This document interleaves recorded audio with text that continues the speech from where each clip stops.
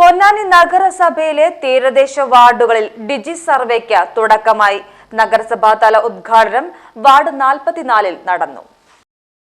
Digital സാങ്കേതിക വിദ്യയുടെ കാലത്ത് ആധുനിക സങ്കേതങ്ങളുടെ ഗുണഫലങ്ങൾ എല്ലാവർക്കും ഉറപ്പാക്കുകയാണ് പദ്ധതിയിലൂടെ ലക്ഷ്യമിടുന്നത്. സർക്കാർ സേവനങ്ങൾ ഓൺലൈനിൽ ലഭ്യമാക്കുവാനും ഓൺലൈൻ പണമിടപാടുകൾ, സർട്ടിഫിക്കറ്റുകൾ ഉൾപ്പെടെയുള്ള ആധികാരിക രേഖകൾ ഓൺലൈനിൽ ലഭ്യമാക്കൽ തുടങ്ങിയവയിൽ അവബോധം നൽകുവാനുള്ള പദ്ധതികളാണ് ആസൂത്രണം ചെയ്തിരിക്കുന്നത്. 6 മാസം കൊണ്ട് ലക്ഷ്യം കൈവരിക്കുന്നതിനുള്ള നടപടികളാണ് തദ്ദേശ സ്വയംഭരണ വകുപ്പിന്റെ നേതൃത്വത്തിൽ നടപ്പിലാക്കിയിട്ടുള്ളത്. സ്മാർട്ട് ഫോൺ ഉപയോഗം, വീഡിയോ, ഓഡിയോ കോൾ, ഫോട്ടോയും വീഡിയോയും ഡൗൺലോഡ് ചെയ്യൽ, യൂട്യൂബ്, സോഷ്യൽ മീഡിയ എന്നിവ പരിചയപ്പെടുത്തൽ, ബാങ്ക് അക്കൗണ്ട് വിശദാംശങ്ങൾ മനസ്സിലാക്കൽ തുടങ്ങിയവയിൽ അവബോധം ഉറപ്പാക്കുകയാണ് ലക്ഷ്യം. Ponnani MES college higher secondary വിദ്യാർത്ഥികളുടെ നേതൃത്വത്തിൽ ബോധവൽക്കരണം നടത്തി. നഗരസഭാ ചെയർമാൻ ശിവദാസ് ആറ്റുപുറം നഗരസഭാതല ഉദ്ഘാടനം നിർവഹിച്ചു. കേരളത്തിൽ സാക്ഷരതാ യജ്ഞത്തിന്റെ 2ാം ഘട്ട പ്രവർത്തനങ്ങൾക്ക് തുടക്കം കുറിക്കുകയാണ്.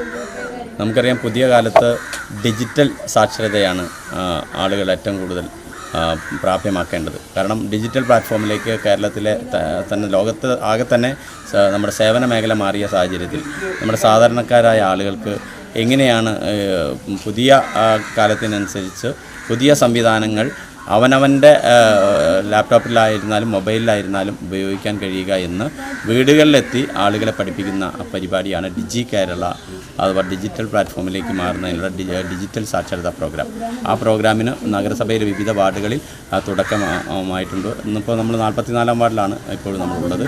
ഈ 44-ാം വാർഡിലുള്ള ഏതാണ്ട് 343ഓളം വരുന്ന വീടുകളിൽ നമ്മുടെ MES കോളേജിലെ വളണ്ടിയർമാരും ഈ വാർഡിൽ രജിസ്റ്റർ ചെയ്തിട്ടുള്ള ഡിജിറ്റൽ സാക്ഷരതയുടെ വളണ്ടിയർമാരും സംയുക്തമായി തന്നെ വ്യത്യസ്തമായിട്ടുള്ള സ്ക്വാഡുകൾ.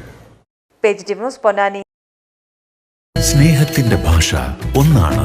മംഗല്യപ്പട്ടിനെന്നും Zeenath silks and sarees, metro plaza, Tirur road, Kottakkal.